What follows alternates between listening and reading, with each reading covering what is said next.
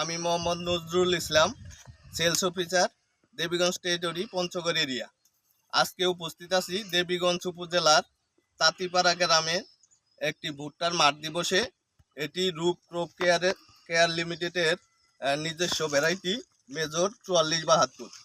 তো যে ভাই আমাদের এই মেজর 4472 ভুট্টাটি চাষ করছে, ভাইয়ের মুখ থেকেই শুনবো যে আসলে এই ভুট্টাটা উনি কেন চাষ করছে এবং এই ভুট্টার মোচা দেখে ওনার অনুভূতি কি। তো ভাইয়ের পরিচয় পরিচয় আমার নাম মোহাম্মদ মুকুল সরকার। আমি এটা কি জাতের ভুট্টা লাগাইছেন? আপনার 4472 কোম্পানির।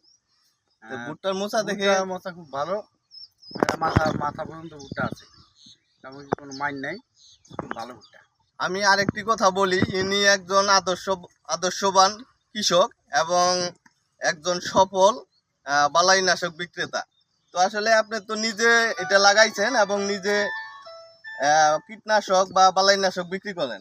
তো সামনে এই বীজটা বিক্রি করতে পারবেন তো নাকি নিশ্চিন্তে? হ্যাঁ, করা যাবে তো ইনশাল্লাহ।